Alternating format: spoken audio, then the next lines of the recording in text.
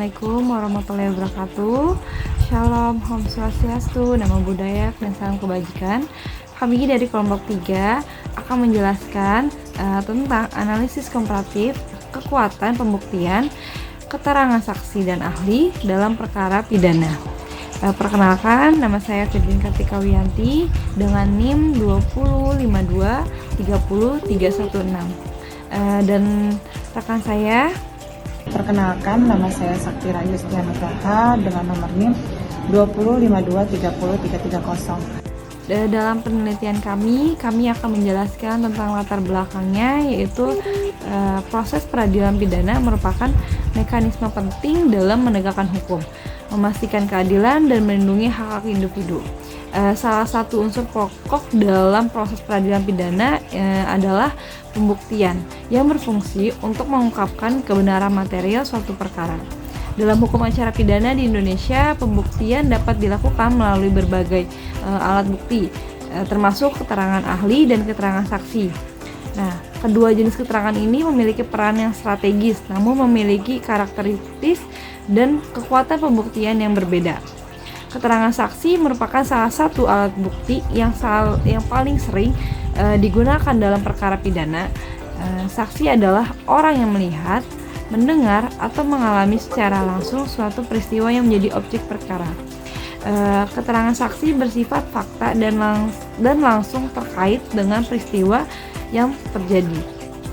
Di sisi lain, keterangan ahli merupakan alat bukti yang diberikan oleh orang yang memiliki keahlian tertentu dalam bidang tertentu, seperti kedokteran forensik, psikologi, teknologi informasi, atau akuntansi. Keterangan ahli bertujuan membantu hakim memahami hal-hal teknis atau ilmiah yang berada di luar pengetahuan umum. Dalam praktik persidangan pidana, hakim dihadapkan pada tugas untuk menilai dan membandingkan kekuatan pembuktian, keterangan saksi dan ahli.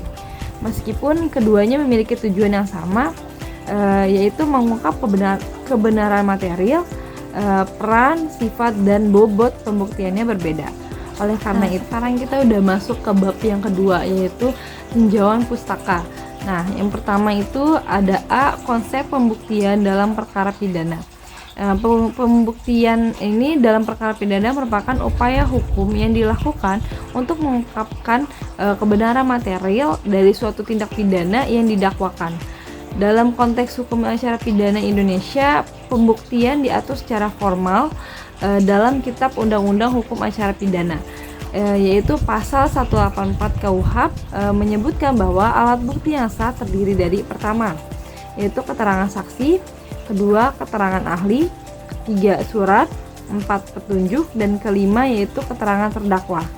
Nah, ada juga fungsi pembuktian dalam persidangan pidana, yaitu pertama menegakkan kebenaran, yang kedua menjamin keadilan bagi terdakwa dan korban, yang ketiga yaitu memberikan dasar hukum bagi hakim dalam mengambil keputusan. Dalam praktiknya, hakim memiliki kewenangan untuk menilai dan menimbang kekuatan setiap alat bukti secara bebas. Dalam hal ini menegaskan bahwa tidak ada alat bukti yang mutlak harus diterima atau ditolak, namun diterima jika relevan dan dapat dipercaya. Kita masuk ke dalam keterangan saksi. Nah, menurut pasal 1 ayat 27 KUHP, saksi adalah setiap orang yang karena pengalamannya mengetahui suatu peristiwa atau fakta yang berkaitan dengan tindak pidana. Nah, fungsinya itu sebagai alat bukti untuk membuktikan peristiwa yang terjadi. Pertama yaitu identitas pelaku. Nah, yang kedua kronologi tindak pidananya. Yang ketiga yaitu motif atau niat pelaku yang secara tidak langsung. Kekuatan pembuktian keterangan saksi dipengaruhi oleh beberapa faktor nih ya.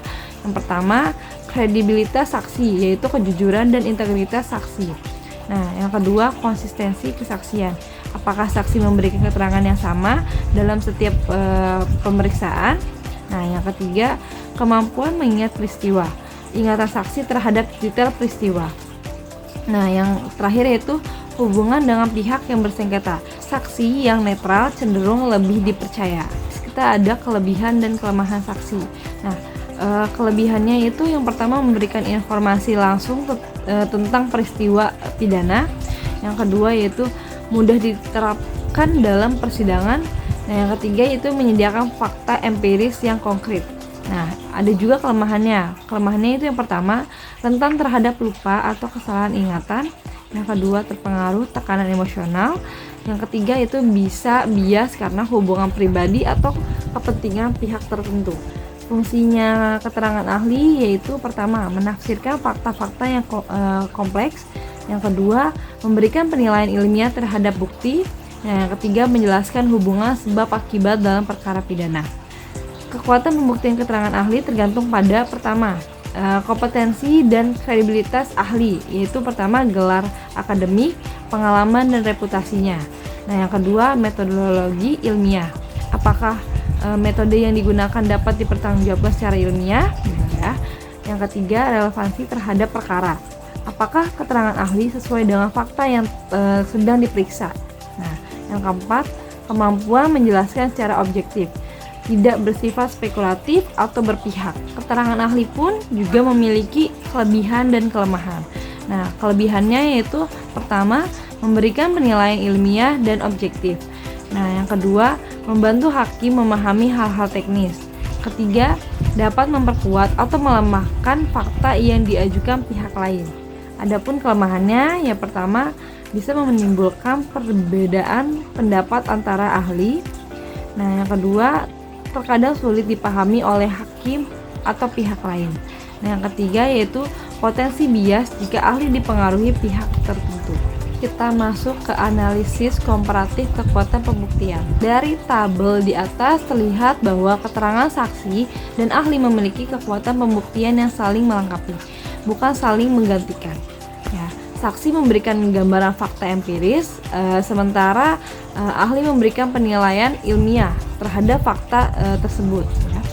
Dalam praktik persidangan, hakim biasanya menilai kedua jenis keterangan secara holistik, memperhatikan konsistensi, relevansi, dan kredibilitas masing-masing.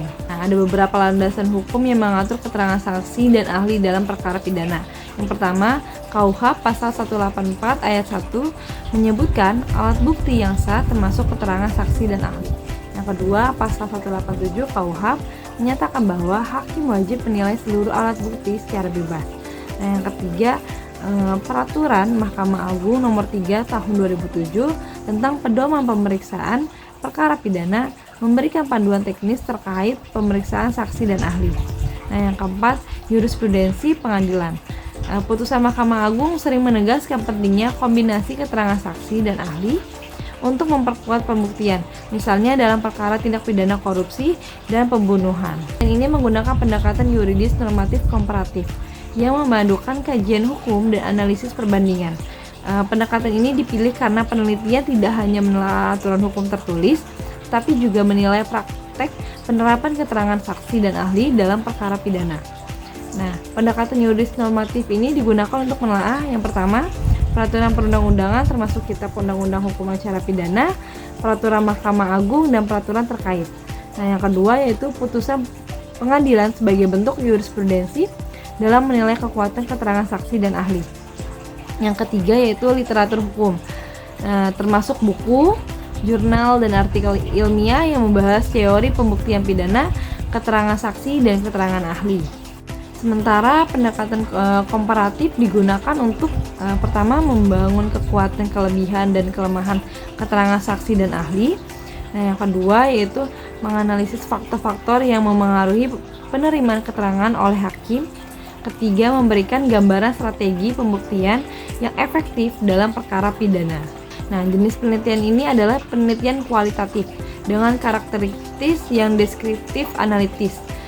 Deskriptif karena penelitian ini menggambarkan fenomena hukum terkait keterangan saksi dan ahli, serta analitis karena menelaah dan membandingkan kedua jenis keterangan secara mendalam. Di sini saya akan menjelaskan mengenai analisis dan pembahasan, di mana keterangan saksi merupakan salah satu alat bukti utama dalam hukum Indonesia, di mana fungsi utamanya adalah memberikan gambaran langsung mengenai yang terjadi dalam praktek persidangan. Keterangan saksi memiliki peran strategis terutama pada perkara yang mengandalkan kriminologi peristiwa. Peran keterangan saksi adalah untuk memberikan informasi mengenai identitas pelaku. Misalnya dalam kasus pencurian, saksi dapat mengenali terdakwa. Kronologi tindak pidana memberikan urutan kejadian berdasarkan pengamatan secara langsung, motifnya, dan keadaan lingkungan. Saksi dapat menjelaskan kondisi sekitar saat tindak pidana itu terjadi. Untuk faktor-faktornya adalah faktor yang mempengaruhi kekuatan pembuktian saksi adalah kekuatan keterangan saksi dipengaruhi oleh beberapa faktor. Di antaranya kredibilitas, integritas saksi, apakah saksi jujur dan tidak memiliki konflik kepentingan di dalam kasus tersebut. Untuk konsistensi, apakah keterangan saksi sama pada setiap pemeriksaan. Kemampuan mengingat tingkat akurasi ingatan saksi terhadap detail peristiwa. Notarisasi hubungan saksi dengan terdakwa. Kelebihannya yaitu menyediakan fakta empiris dan langsung, mudah dipahami oleh hakim, dan kelemahannya adalah rentan terhadap kesalahan ingatan. Studi kasusnya ini cocok dalam putusan Mahkamah Agung nomor 123/PID/2018. Hakim menekankan ada penting konsistensi keterangan saksi dalam menentukan identitas pelaku. Meskipun keterangan saksi kuat, hakim tetap mempertimbangkan bukti lain untuk memastikan kebenaran material. Analisis keterangan ahli dalam perkara pidana, ini keterangan ahli berperan sebagai alat bukti analitis dan ilmiah. Ahli membantu hakim memahami fakta yang bersifat teknis atau berada di luar pengetahuan umum. Peran keterangan ahli dapat memberikan penjelasan mengenai fakta ilmiah atau teknisnya, misalnya pemeriksaan atau forensik, otopsi atau audit keuangan.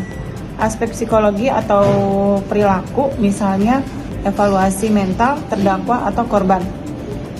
Hubungan sebab akibat teknis, misalnya cara terjadinya kecelakaan atau mekanisme tindak pidana kompleks.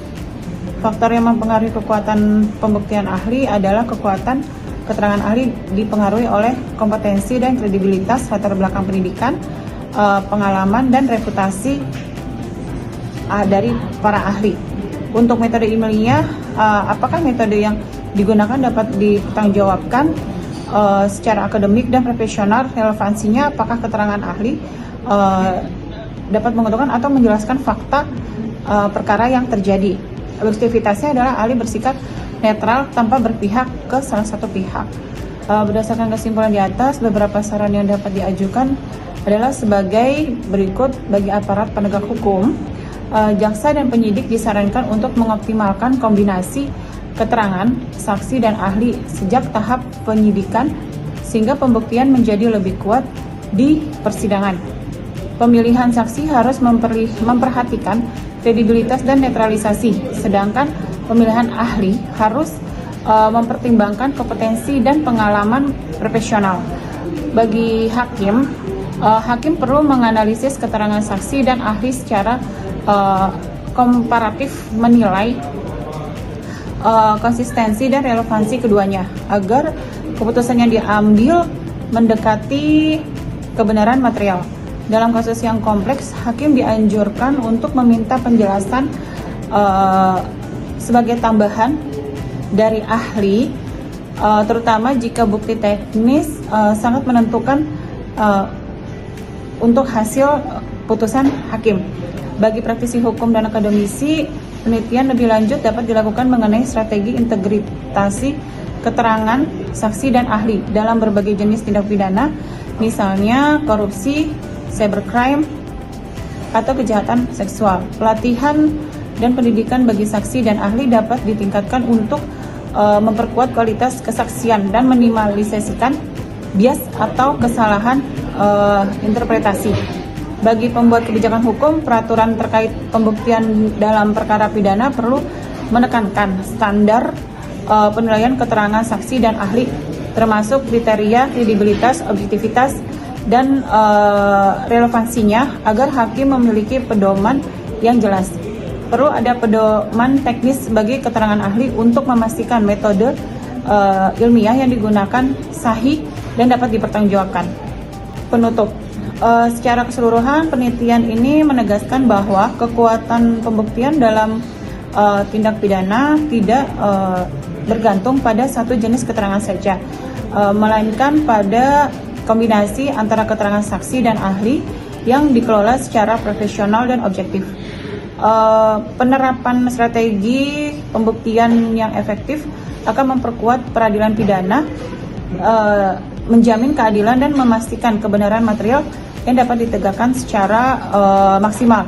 Dengan demikian, keberhasilan pembuktian dalam perkara pidana memerlukan sinergi antara fakta empiris yang disampaikan saksi dan penilaian ilmiah dari ahli, sehingga hakim mampu mengambil keputusan yang adil, akurat, dan berlandaskan hukum yang berlaku di Indonesia. Terima kasih untuk presentasi dari kelompok kami, dari saya dan Virgin.